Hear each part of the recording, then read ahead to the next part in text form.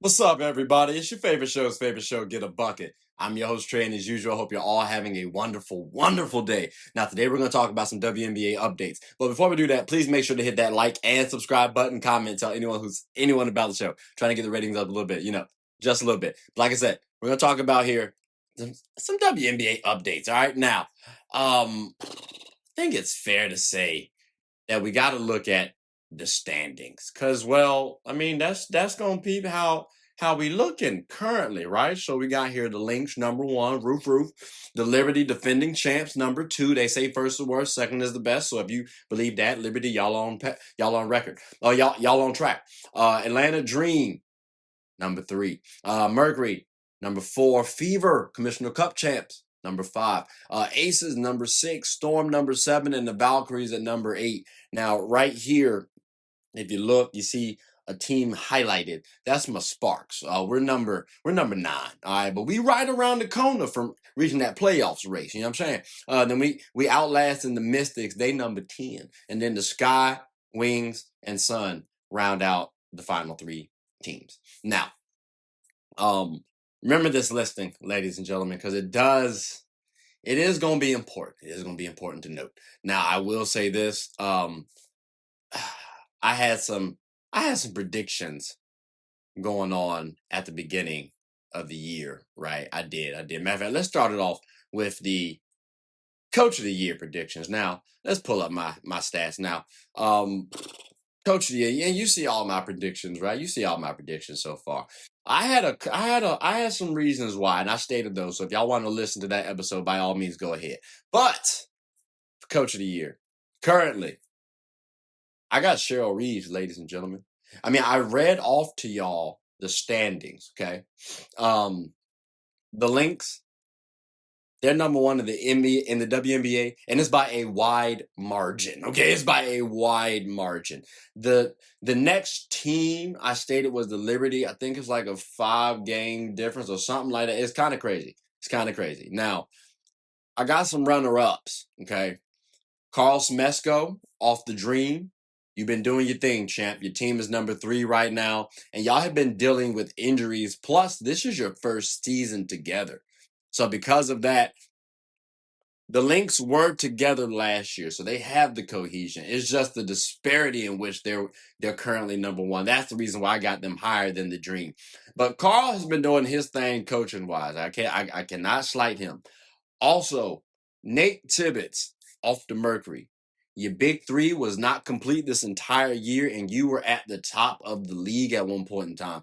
Y'all have slipped a little bit. I do understand that. The bench depth does concern me a little bit. But overall, I think you're number 3 for me in terms of coaching, because what y'all have had to deal with, injuries, cohesion issues, and the big 3 was hurt. I factor that in.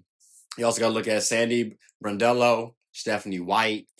They was up there. Commissioner Cup win without your quote unquote star by the casual fans, right? I like her. So again, you see Stephanie, you saw Sandy, Karl's up there. I didn't talk about Becky because the Aces ain't really doing their thing. But again, though, ladies and gentlemen, that's Coach of the Year. Now, most improved. I had some people listed up here, and it was some young guns. I'm not gonna lie to y'all. I was really hoping that they would vault out right in terms of things that I needed to see. Some of them did do well, like Aaliyah Boston has done a wonderful job. Angel Reese has improved. Caitlin Clark's been injured. Aaliyah Edwards was injured, and she also recently got traded. Like this listing, Nalissa Smith got traded her damn self, and Ezzie Magbagor, she's been doing pretty well, actually. She might be she's leading the WNBA in blocks. But I don't know if that's enough to get MIP, because I think she might have been doing that last year. So currently constructed right now, I don't think there's a player that is most improved, deserves it more than Kayla Thornton from the Golden State Valkyries. Like, let me know who else deserves it more. Champion last year, role player, giving about 6 points, 5.5 points per game. And then we divvy out an all-star season? Like, she was selected for the all-star team, ladies and gentlemen, not as a reserve. Most improved, without question, Kayla Thornton. If you have somebody else, I would really love to hear it. But if she don't win, somebody's cheating in the WNBA and an investigation really needs to take place. I don't care when she was injured. She played enough games to get most improved because she was an all-star. So argue with your mama. Now, 6th Woman of the Year. We can argue a little bit about. I had some question marks about this. So as y'all see, I had Natasha Cloud on mine, right? Brianna Jones on mine. Cheyenne Parker-Tyus on mine, and Dana Evans. Dana has been hooping a little bit. Brianna has not been the 6th woman. She's been starting. My bad. I ain't know. Like, same with Natasha Cloud. And Cheyenne Parker-Tyus actually was on maternity leave, so she's coming back. So she's not gonna play enough games.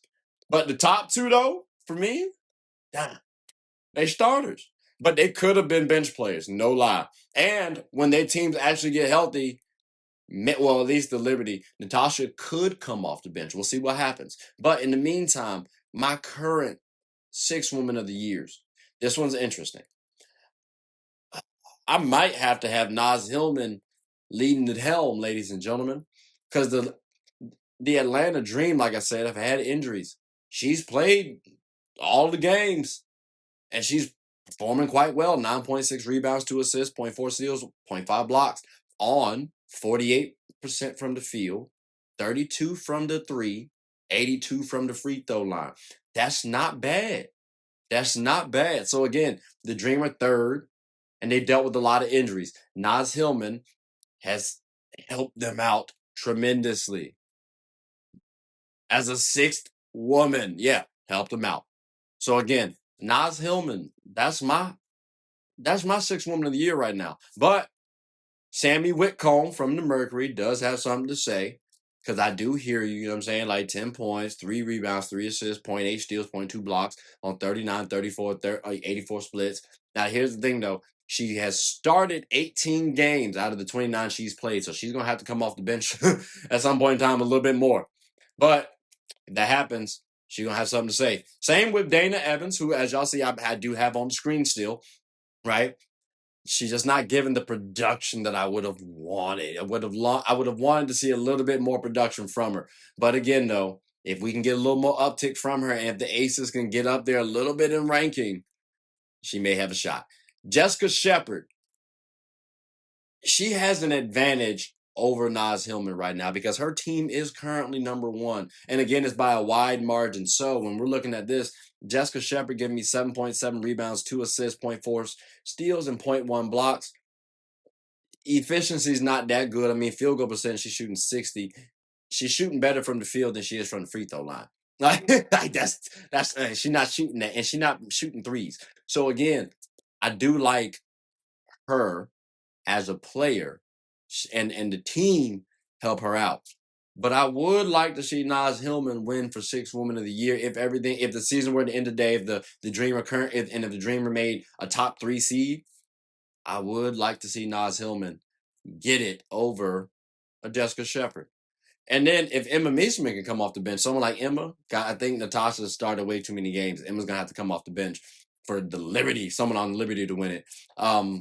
Maybe they have a shot. But those 4, those 4 are my favorites right now to win 6th Woman of the Year. So, you know, I'm biasly pulling for Dana just because she hit she was on my list initially for predictions.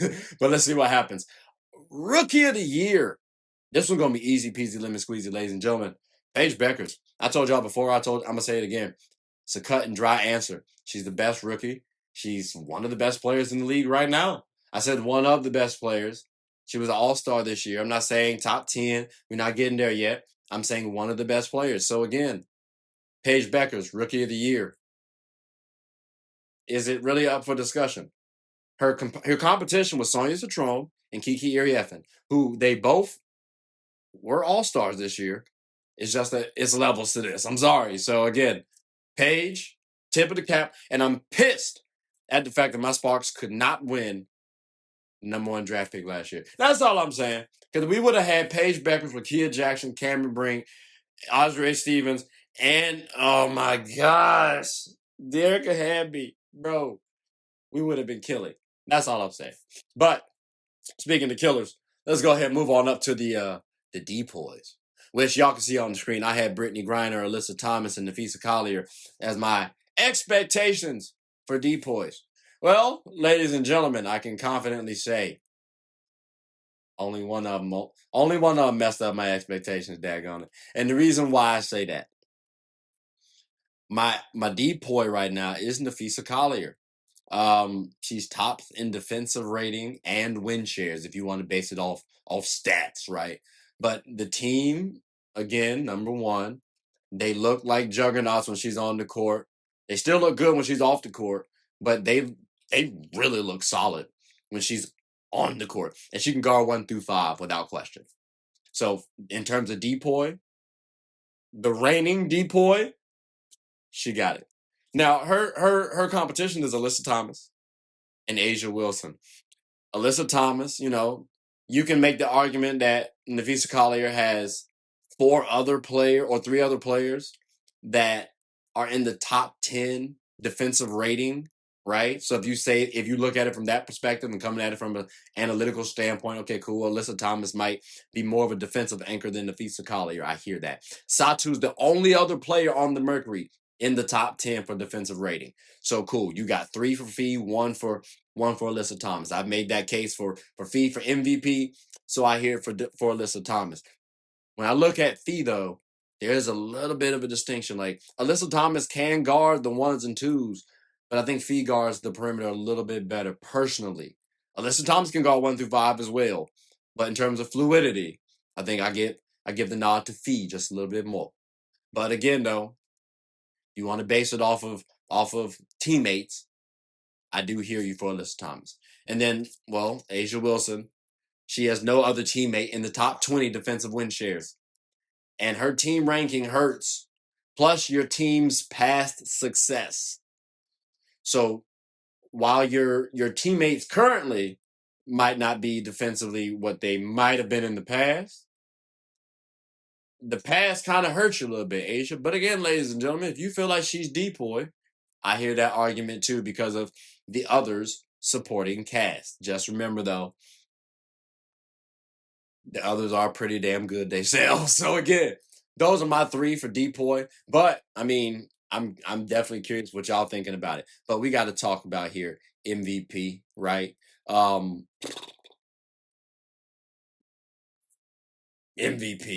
You know what I mean? Like who we got?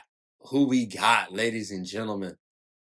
Well, I had Napheesa Collier, Breanna Stewart, Asia Wilson, Ryan Howard, and I had Caitlin Clark. Caitlin obviously was going to be because fans were going to be voting her, but also too, she was going to be viewed as the engine to a team that I thought could have gone pretty far if they were injury free, right? And if she was playing. But in the meantime, my MVP, ladies and gentlemen, Napheesa Collier. Now she is currently out. So we do have the opportunity for people to maybe try to gain some traction. But keep in mind, like, she's leading the WNBA in scoring. Her team's number 1. She's the best player on the best team. She's top in defensive rating and win shares. She's top in offensive rating and win shares, meaning she's tops in win shares all total.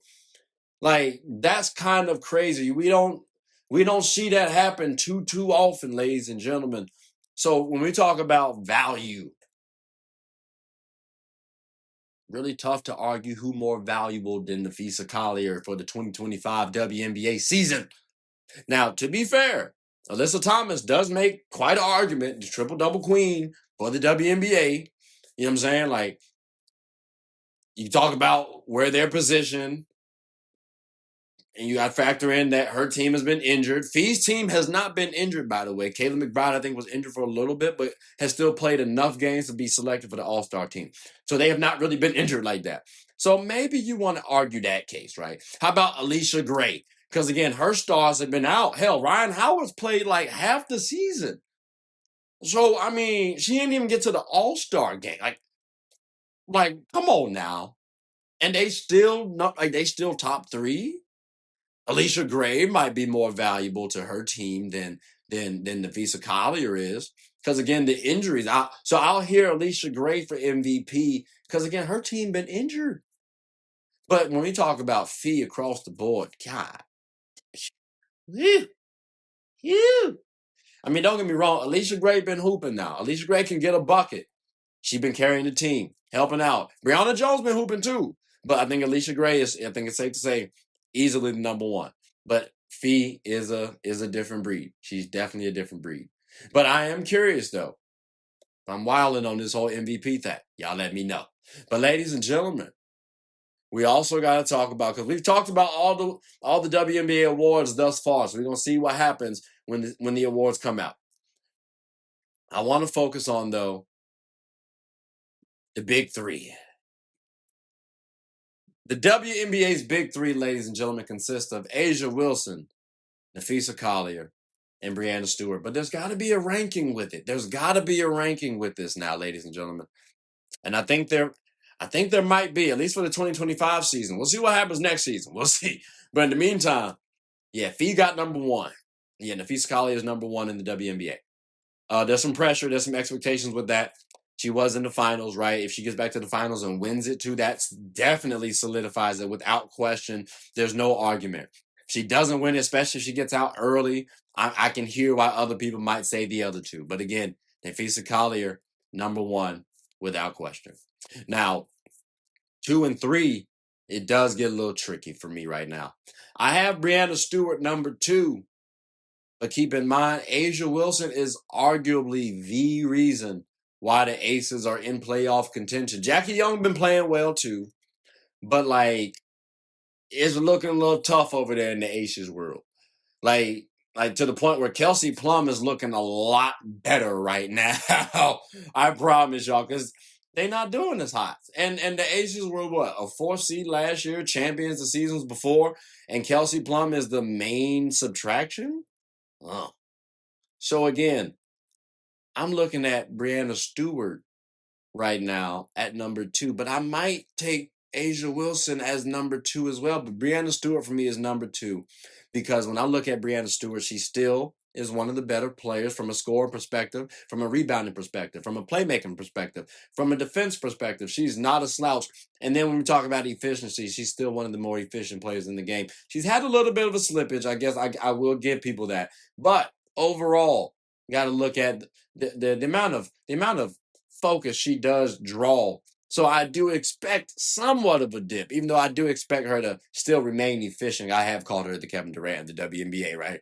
So again, Breanna Stewart, for what she brings overall, I do have her number 2. I'm not gonna lie to you, but because of her supporting cast being healthier than the Aces, I will hear folks saying Asia's number 2. But for me, I cannot give her but so much grace because remember, the main subtraction was in fact Kelsey Plum, and she brought back Jewell Loyd, who the expectations were Jewell Loyd's the bucket. That's an all-star caliber player.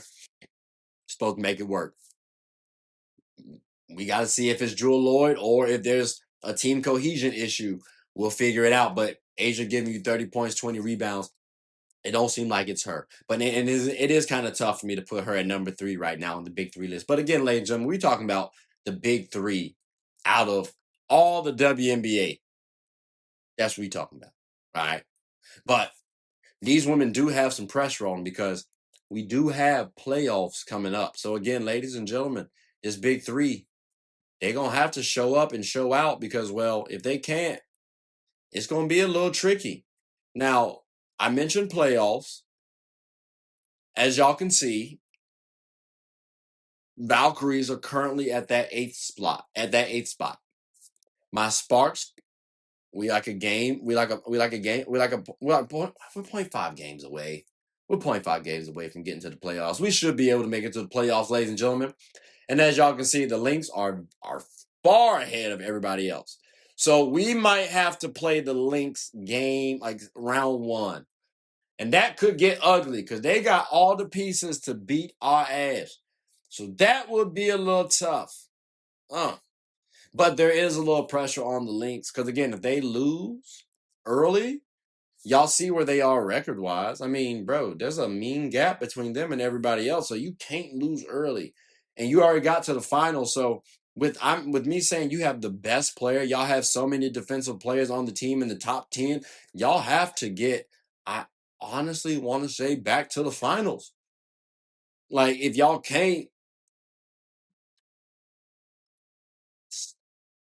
what are we doing? I'm sorry. We might have to make a couple trades because now it just seems like y'all gonna be in limbo, even though you look dominant during the regular season. Then the Liberty, can y'all actually dominate? I talked about the Lynx, right? Can y'all dominate because y'all have the depth and talent to do so? So you're supposed to win this year. Can you actually get the job done? There's really no excuses, barring significant injuries, which have happened over the year.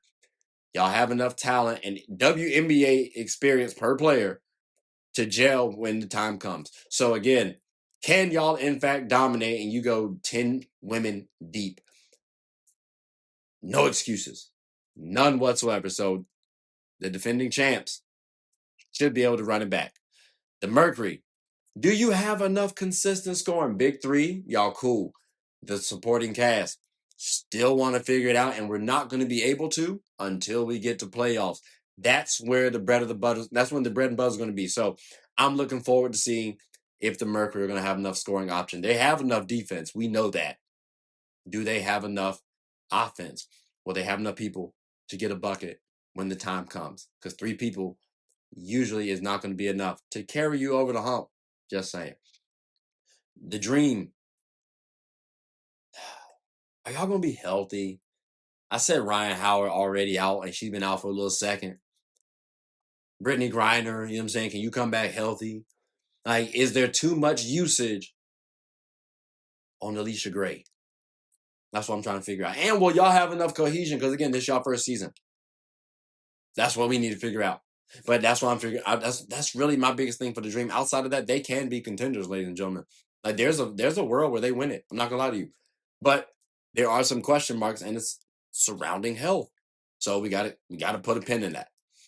The Storm, is there enough balance? You made the trade for Brittany Sykes. Excellent acquisition. Is there enough balance overall on the squad? And I'm wondering, when the time comes for next season, how much will Dominique Malonga factor in to the Storm's play? Because her and Ezzy might need to coexist, and you got NECA, you got Gabby Williams, you got a lot of players. So you got to figure out the balancing overall, because the timing could actually gel out for the Storm for the next couple of years if they play their cards right. So again, I want to see if that balance is enough. Then for the Aces, do y'all have a trump card? Because damn, like this, it's really not looking that good. It's really not looking that good, bro. And again, y'all have sufficient talent. Becky, we got to see what you can do as a coach. Jewel, there's some pressure on you.